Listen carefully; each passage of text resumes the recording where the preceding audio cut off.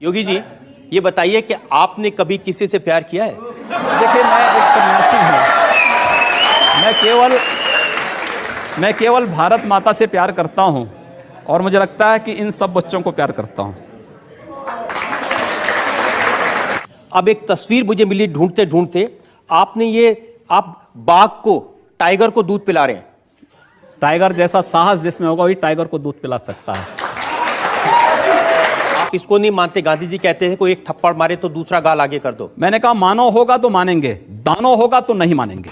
योगी जी, प्यार मोहब्बत की बात तो ठीक है, लेकिन जब आपके भाषण सुनते हैं ऐसा लगता है कि आप सिर्फ नफरत फैला रहे हैं, जैसे सिर्फ आग लगा रहे हैं, जैसे किसी का खून पीना चाहते हैं।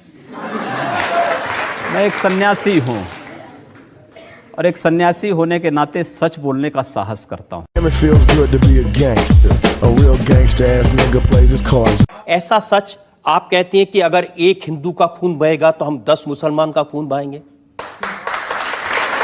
मुझे लगता है किस परिप्रेक्ष्य में हुआ है, किस परिप्रेक्ष्य में कहा गया है, पूरा वक्तव्य सामने आएगा तो मुझे लगता है उस पर ज्यादा बेहतर तरीके से बोलूंगा। चलिए, आपको मैं पूरा वक्तव्य सुना देता हूं आपका। ऐसी क्या बात है? अगर एक हिंदू का खून बहेगा तो एक हिंदू के खून के बदले आने वाले समय में हम प्रशासन से एफआईआर दर्ज नहीं करवाएंगे, बल्कि कम से कम 10 ऐसे लोगों की हत्या अवश्य करवाएंगे जो लोग किसी कतई अब बर्दाश्त की सीमाएं समाप्त हो चुकी हैं। कि पूरे फ्लो में बोल रहे हैं आप। भगवा वस्त्र पहन के, हाँ। साधु का रूप धारण करके इस तरह की नफरत की बात करना ठीक है? देखिए, मैंने उस बात को कंडीशनल कहा है। अगर कोई आपको मारेगा तो मुझे लगता है कि सामने कोई मानव होगा तो उस मानव को आप ये मान सकते हैं कि आपने एक थप्पड़ मारा, आप दूसरा थप्पड़ भी सहन कर सकते हैं। लेकिन अगर सामने दानव है तो अगर मारना एक हाथ से मारता है, दूसरा हाथ से उसका जवाब भी दीजिए। मैं एक सन्यासी हूँ। अगर हमें शास्त्र का प्रशिक्षण दिया गया तो शास्त्र के साथ साथ शस्त्र का भी। अगर हमारे हाथ में एक हाथ में माला है तो दूसरे हाथ में हम भाला लेकर के भी चलते हैं, जिससे समाज को शिष्ट भी किया जा सके और दुष्टों को उनकी कृत्यों की सजा भी दी जा सके। एक सन्यासी का सही कर्तव्य होता है।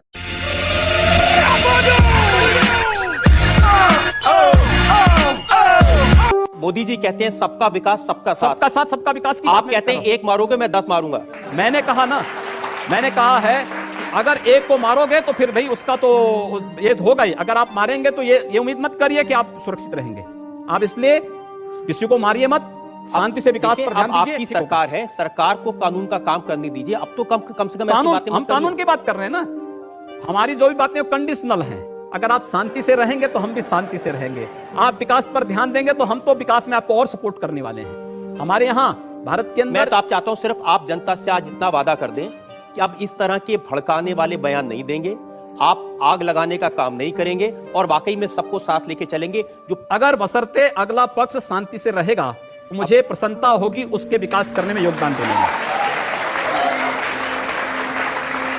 और अगर अगला पक्ष शांति से नहीं रहेगा तो क्या करेंगे? अगर शांति से नहीं रहेगा तो उसको शांति से रहना सिखाएंगे।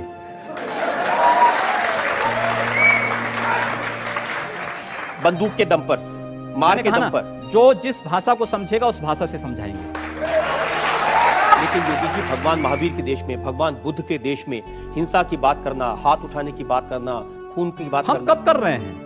अभी इतनी देर से कर रहे हैं आप? नहीं, मैं समर्थन नहीं कर रहा हूं। मैं कह रहा हूं कि अगर कोई सामने वाला व्यक्ति दानवीय प्रवृत्ति का है तो भाई दानवों के साथ तो दानव जैसा व्यवहार तो करने की तैयारी करनी पड़ेगी। मानव के रूप में आ रहा है, उसको गले से भी लगाइए। हिंदू मुसलमान नफरत, मार काट, ये क्या शोभा देता है मंदिर के महंत को, भगवा पहने साधु को? हम कहां मार काट करवा रहे हैं? हम तो शांति से रहना चाहते हैं, बहुत शांति से रहना चाहते हैं। लेकिन जो लोग शांति से रहना नहीं देना चाहते हैं तो आखिर उसका भी तो कोई उपचार होगा। उपचार जब शासन तंत्र के साथ नहीं होता तो समाज को वह उपचार स्वयं अपने हाथों में लेना पड़ता है और मुझे लगता है समय आ गया है जब उपचार लेना पड़ेगा। योगी जी, इस समय देश में आपकी सरकार है। जी हाँ। एक तरफ नरेंद्र मोदी लाल किले की प्राचीर से कहते हैं कि 10 साल तक दंगे फसाद को पीछे छोड़ दो, सिर्फ विकास की बात करो। एक भी दंगे की उत्तर प्रदेश में 2.5 वर्ष के दौरान 430 से अधिक सांप्रदायिक हिंसक झड़पें और दंगे हुए हैं। एक भी दंगे की शुरुआत हिंदुओं की ओर से नहीं हुई। एक भी योगी जी, दंगा शुरू करने वाला ना हिंदू होता है ना मुसलमान होता है। कैसी बात कर रहे हैं आप? मैं सच्ची बात कर रहा हूं। आज लोग कह देंगे आईएसआईएस के साथ लड़ने वाले लोग ना हिंदू है ना मुसलमान है, फिर उनके लिए फतिया क्यों पढ़ा जा रहा है? आप कहते हैं कि आतंकवाद की कोई जाति नहीं होती, क्यों उसको फिर जाति के दायरे में, किसी मजहब के दायरे में उसको कैद कर देना ये चाहते तो आप कर रहे हैं कैद, मैं नहीं कर रहा हूं। ये वे लोग कर रहे हैं जो उनको उस प्रकार का देने के लिए उतावले दिखाई देते हैं। और इसलिए मैं कह रहा हूं, अगर जाति नहीं, मजहब नहीं, समाप्त करिए। आतंकवाद की कोई जाति नहीं, कोई मजहब नहीं, आप उसके साथ उसी प्रकार का व्यवहार करिए। आप आतंकवादी है, मिट्टी तेल छिड़क करके आग लगा दीजिए, फेंक दीजिए उसको, जिससे पता ही ना लगे। क्या मतलब है? ये चीजें अपने आप समाप्त हो जाएंगी। योगी जी, मुझे थोड़ा सा अजीब लग रहा है कि एक योगी से, एक महंत से मैं प्यार, मोहब्बत, इश्क की बात कर रहा हूं, लेकिन कुछ मामला ही ऐसा है, योगी आदित्यनाथ प्यार मोहब्बत पर पाबंदी लगाना चाहते हैं। आपने लव जिहाद का सवाल उठाया है। हाँ, लव जिहाद के खिलाफ मैं पिछले 10 होता क्या है कि वर्षों से लव जिहाद, ये बता दीजिए। देखिए, लव जिहाद इस देश के खिलाफ, इस देश की संस्कृति के खिलाफ एक अंतर्राष्ट्रीय साजिश है। और उस साजिश को केवल मैं नहीं बोल रहा हूं। उत्तर प्रदेश हाईकोर्ट ने 2006 में उत्तर प्रदेश की सरकार को एक निर्देश जारी किया था कि उत्तर प्रदेश के अंदर बड़ी तेजी के साथ हिंदू बालिकाओं का अपहरण क्यों हो रहा है। 2009 में केरल हाईकोर्ट ने भी इस संबंध में वहां की सरकार को एक निर्देश जारी किया कि 4 वर्ष में 5000 से हिंदू बालिकाओं का अपहरण होना, आखिर ये सब क्या है। कर्नाटक हाईकोर्ट ने इस संबंध में आदेश जारी किया था कि आखिर इसकी सीआईडी जांच क्यों नहीं करा दी जाती है कि अचानक हिंदू बालिकाएं क्यों, उनका अपहरण हो जा रहा है, कहां गायब हो जा रही हैं। केवल ये 2 लोगों का आपसी प्रेम होता तो कोई बात नहीं, करें, आपसी सहमति से हो तो ठीक, लेकिन छल छद्म के आधार पर नहीं, धोखे के आधार पर नहीं। जो रांची में हुआ, जो मेरठ में हुआ, जो हरियाणा में हुआ, अगर इस प्रकार की किसी भी दुष्प्रवृत्ति को जिहाद के नाम पर हिंदुस्तान में थोपने का प्रयास होगा तो हम उसे किसी भी स्थिति में स्वीकार नहीं करेंगे।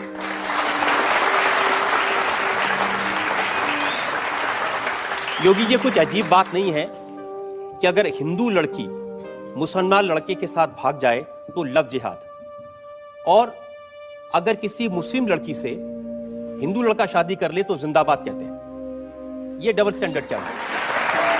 डबल स्टैंडर्ड नहीं है।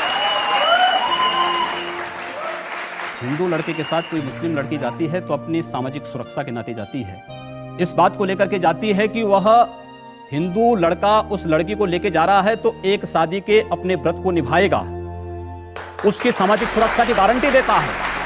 क्या इस्लाम इस बात की गारंटी देता है? नहीं। वहां उनके साथ एक, वहां पर एक जो हो रहा है, इसके पीछे तो बहुत बड़ा अंतर्राष्ट्रीय गिरोह काम कर रहा है लव जिहाद के नाम पर। इस पे पैकेज घोषित हुए हैं, हिंदू बालिका का अपहरण होना, उसके साथ जबरन दुष्कर्म करना, उसकी जिंदगी को बर्बाद कर देना, उसके अलग अलग पैकेज घोषित हैं। और ये धोखे के नाम पर आखिर क्यों अपना पूरा नाम नहीं बताती हो पहले से? रोज तो समाचार पत्रों में आ रहे हैं, रोज तो आप देख रहे हैं, रोज तो इस प्रकार की बातें आ रही हैं कि पहले नाम उसका कुछ और है, परिवर्तित नाम में कुछ और करके बाद में जब वास्तविक स्वरूप में आती है तो वो बालिका तब अपने आप को देखती है कि हमारे साथ धोखा हो चुका है। अपना सही नाम बताइए। क्यों आप गुड्डू, पप्पू और अन्य नाम पर बेवकूफ बना रहे हो समाज को? सही नाम से सामने आइए। मैं इसलिए पूछ रहा हूं क्योंकि जब आपने इश्क नहीं किया, मोहब्बत नहीं की, तो आपको क्या मालूम जब कोई किसी को दिल देता है तो उसका बायोडाटा थोड़ी पहले पूछेगा। ऐसा नहीं। देखिए, सवाल ये है कि आप अपने पूरी जिंदगी के बारे में, शादी ब्याह को केवल 2 व्यक्तियों का मेल मिलाप नहीं मान सकते। यह समाज की वह आधारशिला आप खड़ा करना चाहते हैं जिस पर इस राष्ट्र का भवन तैयार होना है। आप इसको केवल एक दिन का खेल नहीं है प्यार, ये जीवन भर चलने वाली एक प्रक्रिया है और उस पर आधारित जो व्यवस्था होगी उस देश की नींव बनेगी। वो केवल 1-2 लोगों का मिलन नहीं है, उस समाज की और अंततः इस राष्ट्र की आधारशिला है। एक आधारशिला आप रखने जा रहे हैं।